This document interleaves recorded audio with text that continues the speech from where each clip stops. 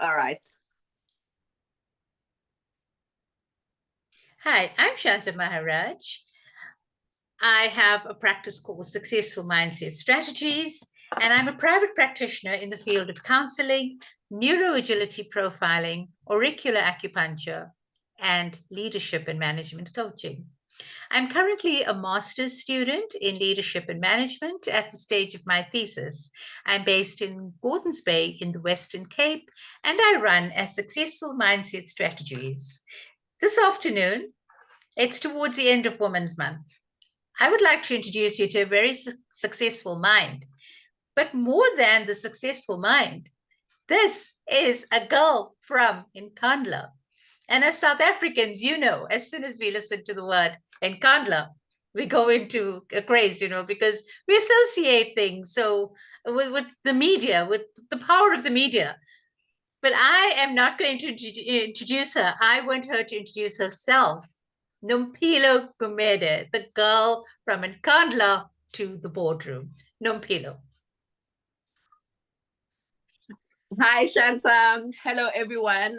My name is Nompilo Gumede. Before I married a Gumede, I was in Mkhize.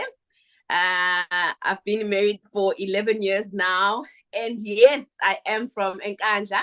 I grew up there when I was young. And it's a beautiful place. And I'm so grateful that I grew up there because that's where I was taught the importance of leadership, the importance of entrepreneurship.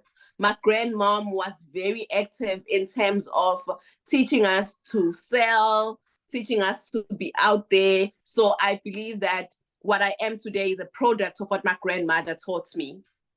Okay, that's wonderful, right? Earlier on, you mentioned something about your parents being so young when they had you. And what stood out for me was that mom was 16 and dad was 16. But mom went to school after that, to college. Tell me more about those years very quickly up to preschool and then primary school. In a nutshell, tell me about those years. So my parents were both teenagers when they had me as their first child. They met in high school. I normally say they were just playing and then I happened because maybe they didn't know what they were doing. But I'm so glad that God decided that I can come at that time. I believe it was God's plan for me to come at that time. Mm-hmm. So they were in high school, MBs were primary. And so that's why I grew up in Nkandla, because my dad was a chief in Umzinto. So a chief doesn't grow up where they're supposed to lead the people. So if you're a leader, you're not supposed to be groomed in the same place where you're going to lead the people. So that's why my dad had to stay in Nkandla, and that's where he met my mom. And then I happened. And then because my mom was still young, she had to go to college to study for her diploma in teaching. So she left me in Nkandla with my great grandmother and my grandmother and with my aunts and stuff. So they took me as early as 3. I was already in a preschool, and those were lovely days. I still have pictures of those days. And my primary was at Talaneni in Nkandla as well. And in 1994, my parents got married, so I had to move to Umzinto. So actually, as much as I started my background in Nkandla, I had to move to different places because of my parents getting married, divorcing, relocating. So there's a lot of places I've known because I've been around KZN because of things not working out, and I've been here and there. So that's life. But you made a comment that your parents were playing. Now, I think we have this in common. My parents were not playing. They were very old when they had me. But I'm supposed to be here, although I was a premature child. Oh, wow. Yeah, my mom gave birth to me when she was 6 months pregnant with me. And I spent 3 months in the incubator. So both of us are here for a reason. We definitely here for a Definitely. reason, you know. Okay, tell me about high Definitely. school. You know, this is my concern. Were you a rebellious teenager, or how was your high school years? What molded you into who you are today? So before I even get to high school, with primary school, so I started in Nkandla. I probably Mm-hmm. did from grade 1 to grade 3 there. And then grade 4 in Umzinto. And then I did maybe grade 5, grade 6, grade 7 in Umseleni. So I already had many schools while I was still in Yeah. primary. Uh-huh. Yeah, it was like I would stay in this place and then that place and then that place. So, but that actually made me to be a person that's Yes. easy to relate with other people. Yes. That is so true So because you adapt. I'm easily adaptable. I can just meet a person and be at their level and understand where they come from. So as much as it was painful, me moving from one place to another, having to make friends, new friends all the time, Mm-hmm. but it was grooming me as a person. And then high school, I started, I think, a month or two in Zenzeleni High School, where my mom was a teacher. This is Northern KZN now. Uh-huh. And then because my mom and my dad were now not together, so my dad was sending people to look for us. So my mom figured my dad knows where we are. So she moved us to another township, as Kawini.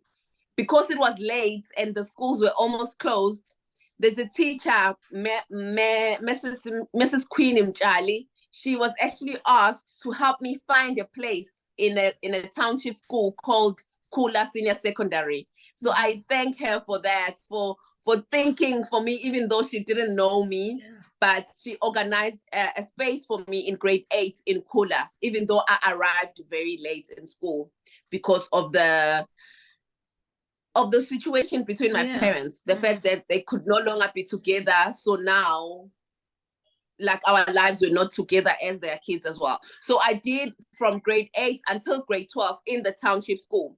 But no, I was not a rebellious child. I was a teacher's pet. My teachers loved me. I also still love them today. So I still chat to them. They check on me every week. I still chat to my teachers like Mrs. Nduli, Mrs. Longwane, and we're still like mom and daughter. So I was not a rebellious teenager. It's strange because neither was I.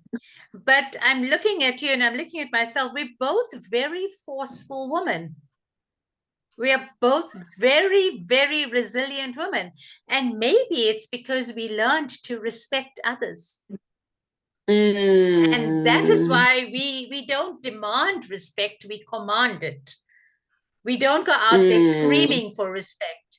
We carry ourselves in a way that, you know, you're forced to respect us because that's what we give off. We respect you and we want that in return. So yeah, we're finding quite a bit of common ground. Now tell me something. What made you think of commerce?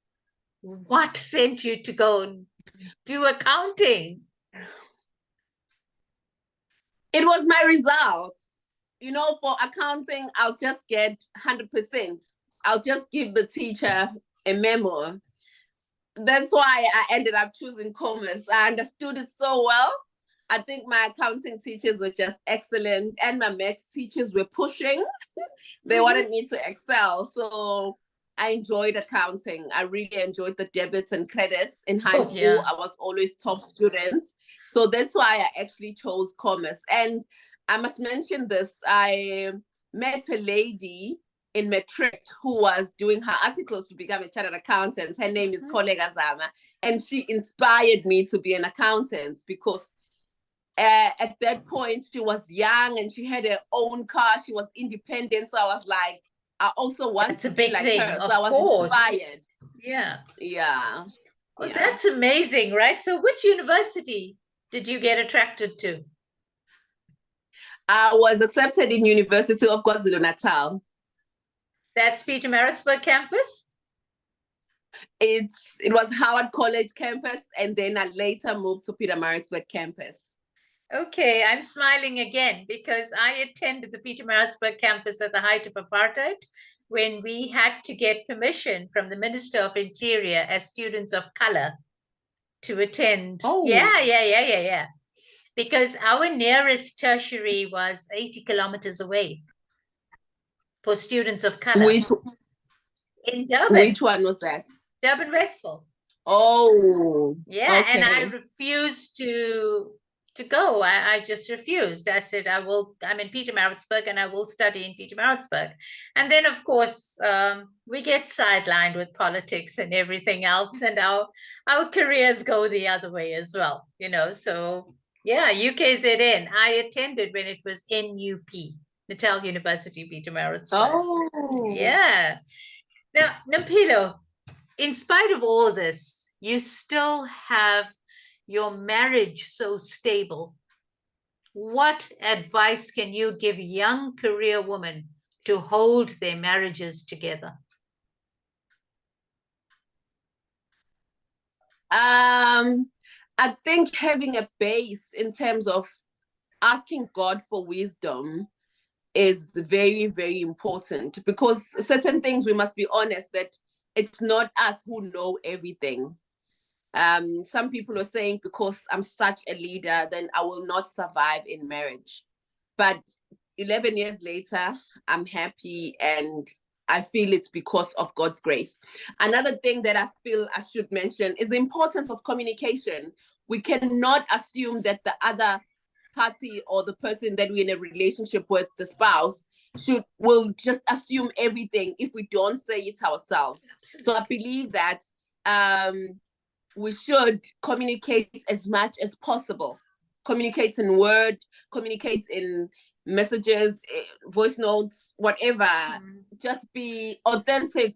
Be your authentic self. Say, I love this. I don't love this. I'd like you to do this. Because sometimes we expect things that people cannot give to us. Mm-hmm. And then another thing that's also very important is respect.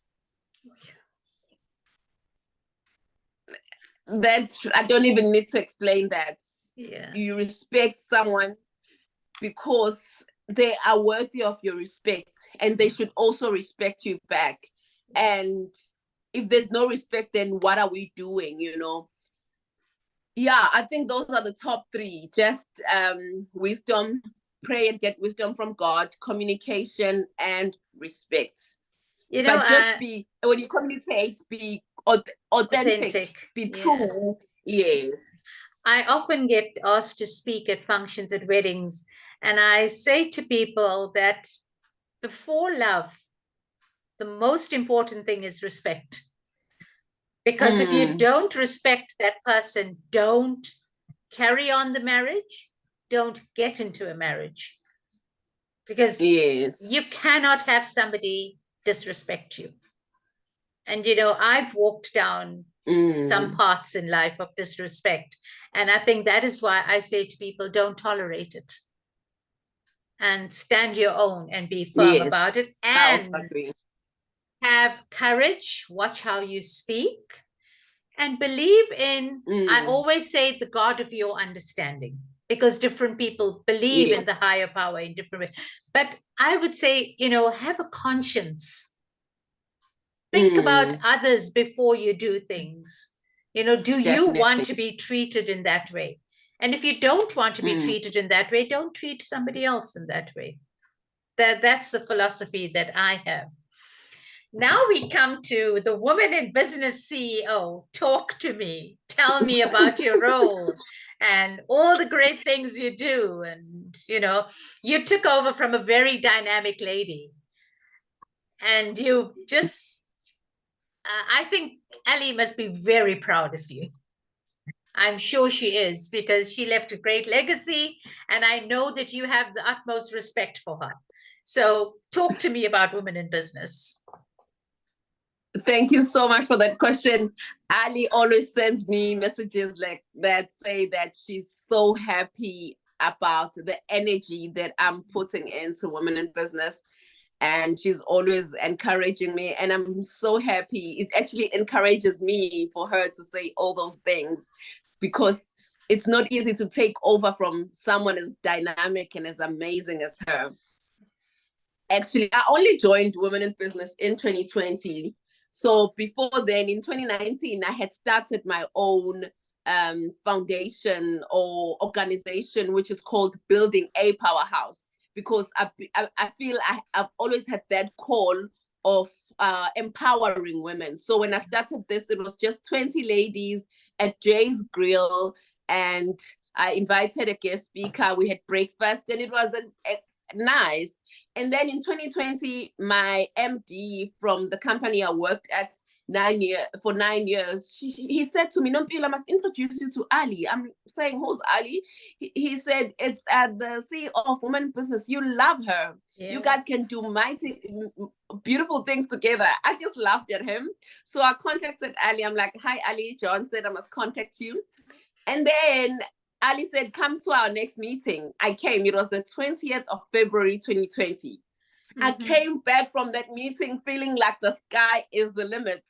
And then COVID happened. Mm-hmm. So I couldn't attend any other Women in Business meeting. That was the only meeting I had attended of Women in Business. And so in 2021, I hosted another event. It was 2020 August, and then hosted an event, and Ali attended that, and she said to me, you are so amazing. How did you even think of that? Because this now was on WhatsApp with 256 ladies.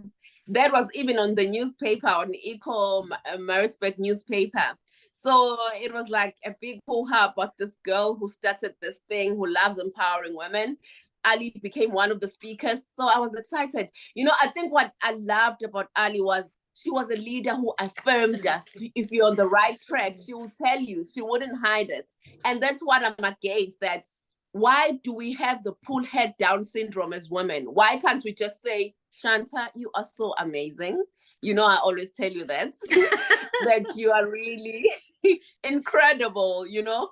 And I get some tips from you on how to deal with other issues that I cannot deal with, that because I'm so young, maybe I don't have experience in dealing with. And thank you so much for always being available to do that for me. No, so Ali was that for me. I also find that so she kept encouraging me. You know, Nompilo, it doesn't cost anything to encourage somebody else. And it doesn't cost anything to be polite. Definitely. And I think it comes from when you have a good self-esteem. There's a difference between self-esteem and confidence. I think I've done that with you guys. When you have a good self-esteem, you will never bring the next person down. But if you have a low self-esteem, then to boost yourself, you try to bring others down. And, you know, sure. I tell you, the lessons, the legacy that Ali has left and the shoes that you have stepped into, amazing, absolutely amazing. Now, so you're the CEO of Women in Business. Yes. What is your role? I know one of the things is to bring businesses together, collaboration. Yes. It's a very important thing. We cannot live without collaboration, right? Call Definitely. It networking, call it anything. It's vitally important, even in education and everything. How do you do this collaboration? So I give members a space to introduce themselves, to make themselves be known. Like we've got upcoming events at the moment, and the members have asked me and said, Nompilo, we are a business and we want to collaborate with Women in Business. So I'm giving a member a space to have an event to put together her idea of what she wants for this event. But then I get for the members of Women in Business to get a discount to attend that event. And at that event, myself as the CEO will probably come back with more members who will know about Women in Business, because we're spreading the word, because we want to help as many people as we can. So that's how we are collaborating. That's how we are networking. And the numbers have grown. And I believe numbers do not lie. I believe that, I remember when we started our Instagram account had 200 people, but now we've got close to 800. And our WhatsApp group maybe had 250. Now we're close to 500. the numbers are showing the growth. It's because of these collaborations, because of these events, because of this networking that's going on, because of sharing information, which is also very important. Because there's a saying that says, everyone you'll ever knows something that you don't. So with every person that we meet, we must make sure that we learn from them and they also learn from us. And that's how we grow as people. So if we're thinking we're going to sit alone and not collaborate and not network, then we're not going to grow. Talking about collaboration, my thesis is based pre and post COVID, and it's on hybrid LMS in the Helderberg area. And one of the things that has come up with many, many researchers around the world is that post-COVID demands collaboration. We have become an international community.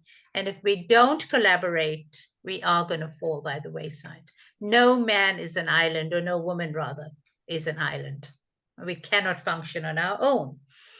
All right, so that was Women in Business. Very interesting. I didn't want to say too much because I want more people to contact you and to find out about this. I want you to give me some closing remarks. I want you to think about the high rate of pregnancy in schools. I want you to think about child-headed households. I want you to consider HIV. And I want you to consider what's happening in the country with unemployment. What would be your last few words to encourage our youth not to give up? So when I started, I actually didn't introduce myself as I'm a mentor at the National Youth Development Agency. So I believe that the youth of South Africa should not be looking to be employed, but looking to create more job opportunities for themselves. Mm-hmm. Sometimes I used to work in corporate for 15 years, but to be an entrepreneur helps you develop more opportunities for yourself and for other people. So I like it when people start thinking out of the box, and it's not what we studied for, because sometimes when you have a certificate, it limits you. You say, I've got an accounting certificate, therefore I cannot do things like hosting maybe events. I cannot do things like public speaking. I cannot do things like selling things. Like I believe in, when I grew up at home, we used to sell. So that's where I got the entrepreneurial spirit from. We have to wake up and do what we need to do and think from our passion as the youth of South Africa. What is it that I can do? Even if you see people that you love, and ask them, what is it that they do, and try, and you don't have to copy the person, but you can learn from them and do you and be authentic. I believe in authenticity. So let's not look for the government to actually create opportunities for us, but let us create opportunities. Maybe use the funding that the government offers, and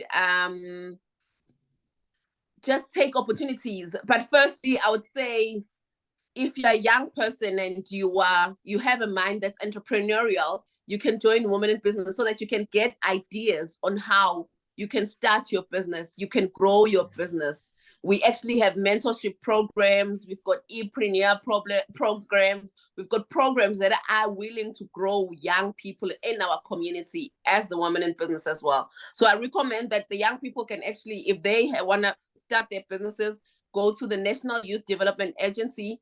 And then if you're female, you can also join Women in Business. As young women for teenage pregnancy, you must know who you are and love who you are. It's, if someone tells you that they're going to buy you an aeroplane, no, why don't you work hard and buy your own aeroplane? Yeah. Buy it yourself. You can do this. You've got this. If someone says, because sometimes we get fooled by people lifting our self-esteem and saying, you look pretty. Tell them, thank you. I know I am pretty, but just keep yourself, because the right time will come. It's not like all these things are going to run away, You'll get to a stage where you get to enjoy everything, but just be focused for now and do what needs to be done at the stage. Because sometimes when you're a child that's focused, like me, I used to be that child, people laugh at you and think, hey, Nompilo doesn't know things. But when they look at you later, they're like, oh, you were right. Because you waited and got married and then got children. It's the right thing to do. Don't let peer pressure consume you. It's not going away. At the right time, just wait. Things will happen for you. So that's pregnancy and entrepreneurship, job opportunities. We must create them. What else did you have for me? What else did you want me to speak about? Our children with HIV and child-headed households. Oh, child-headed household. I actually grew up in a child-headed household because it was just me and my sister when my mom was in Mseleni. After my whole high school was with me and my sister, but at least my mom was still alive, able to provide for us. Provide, yes. I actually want to encourage, yes, she was able to provide. I want to encourage ladies that know, even gentlemen, that know child-headed households, that they shouldn't wait for the government to assist. They must be the change and assist themselves, you know. Paying that school fees for the child will actually take a burden off the child so that they can excel at school, because of HIV, the parents sometimes die prematurely and the kids have not been provided for. So if you know a family that needs the help, that has kids only and there's no adults, it will actually remove a lot of pressure if you, as a person that can afford to actually provide for those kids. And I'm sure that they will actually also do it going forward. I mentioned earlier about my mentor, Kollega, that she played a big role in getting me a bursary to go study in UKZN. So today I also try and help people get the bursaries, get the jobs, sort out their businesses, register their businesses and so forth, because of what she did for me. So if you plant that seed in a child, the ripple effect will happen, that they will also help someone because you help them. So let's go out there and be the change and plant good seeds of kindness and give as much as we can to the best of our abilities, because we can. Nompilo, you know, talking about child-headed households, I worked in a school. I taught there, I think, for 7 years. And one of the things I will never forget is that many students came to school purely because a meal was being offered at the school. It was their only hot meal that they got in a day. Now, when you work in schools like that, it humbles you and it brings out the human being in you. It works on your heart. And I am grateful that I didn't have the best schools to teach at. I taught at some real challenge schools and some on the other end. But it taught me life's lessons through other people's eyes, you know, where I could see hungry children come in. And those were the worst behaved children in the class. But behind that nasty behavior, there was a child calling for help. And we need to identify that, you know. I also agree that our youth need to be proactive and not reactive. They need to make things happen and stop waiting for things to happen. Definitely. And also, it's not just about degrees. We need to look at vocational skills. Definitely. Because, you know, I mean, people with vocational skills can really do so much. Is there anything else you would like to say? Parting shot to your husband. I see pictures of you and him so often. A very quick one about Carver Africa. And then we can end the interview. I'd like to know a bit more about Carver Africa. Oh, so South Africa is a business registered with my sister in 2019. We were actually just selling African print hoodies, sweaters, t-shirts, earrings, handbags and stuff. And then we grew, because my sister is also an accountant. we thought let's add a division of accounting there. So, yeah, so we're still selling those hoodies in different colors and they're beautiful. So there's a page on Instagram, it's Sava01 Africa. And then there's the accounting side of it where I offer full-time bookkeeping services, tax services, CIPC registration and returns, CFO advisory if you've got a small business and you need help in your small business.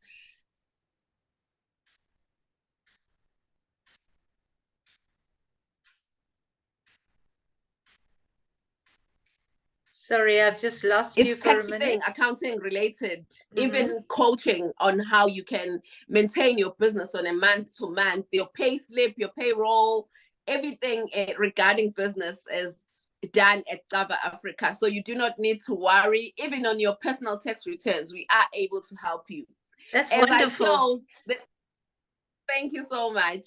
As I close, I'd like to close with the story, one of my favorite stories. There was an old man that was, the little boys used to wonder, what is it that we can say to this man that will make him, just prove him wrong, because he's always right, because he was a wise old man with gray hair, like someone I know with gray hair.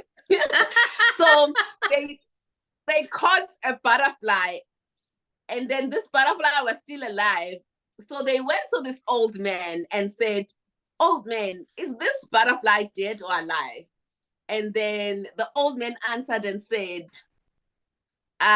this butterfly can be dead or even alive. Because if I say it's dead, you're going to let it fly. But if I say it's alive, you're going to kill it just to prove me wrong. So whether this butterfly is dead or alive, it is in your hands. So to young people, not only to young people, to everyone, your future is in your hands. No matter what has happened in your past, it doesn't determine who you will be in the future. You see, I can use the excuse of my parents that they divorced. I grew up in a bad environment. I'm not meant for good things. But no, I choose to wake up every day and make decisions about my life and say, God is on my side. I'm going to make the best of my life. I'm going for everything that I can go for. So our future is in our hands. We are the ones who will believe in our dreams and make our goals and fight on a daily basis to get what it is that we believe in. Because people can get you down, but you've got an opportunity to tell yourself what's true for you, not what's true for people. Because at some point in my life, I was even asked, who do I think I am? But I know who I am. So nobody can tell me otherwise, because I really know who I am. And I believe that there's so much more for me out there. I normally say when somebody, well, they don't do it with me now, but who do you think you are? Yes, I do know who I am. Would you like to know? And people like saying you're so full of yourself. Like, what else can I be full of? Exactly. Because this is me. Yeah, if I'm not full of myself, what else can I be full of? Nompilo, exactly. I think as a parting shot from both of us to the youth, each person is an architect of his or her own destiny. And if we don't go out there and make things happen, it's never going to happen. We've got to stop this give me, and I want. We've got to say, let's see what we can do. And we cannot survive alone. We can only survive with people. And of course, the only way to survive is to give respect, to command respect. Definitely. I think the day when you have to start demanding respect by being rude or anything of that sort, that's a day you've lost it. Show people why they need to respect you, but respect them first. Definitely. Thank you so much. It's been wonderful chatting to you, and we've had our little giggles and laughs, but I think all through it, we have a sound message for the youth and for our women. Nompilo, stay blessed, my dear, and thank you so much for this time. It was really delightful chatting to you. Can I just mention one more thing? In isiZulu, there's a saying that says, uzoyithola kanjani uhlele ekhoneni. So it's saying, don't sit in the corner. Go out there and get what's out there for you. Don't stay in the corner and feel sorry for yourself. You will not get anything sitting in the corner. Absolutely. So let's start working and working towards our dreams. Our dreams are possible. Absolutely. Thank you, Nompilo. I'm now going to end this, and may God bless you and always keep you in his loving and tender care. Thank Take you care, so my much dear. for the time. Thank you, Enjoyed it. Nompilo. Bye-bye now. Okay. Bye. Bye.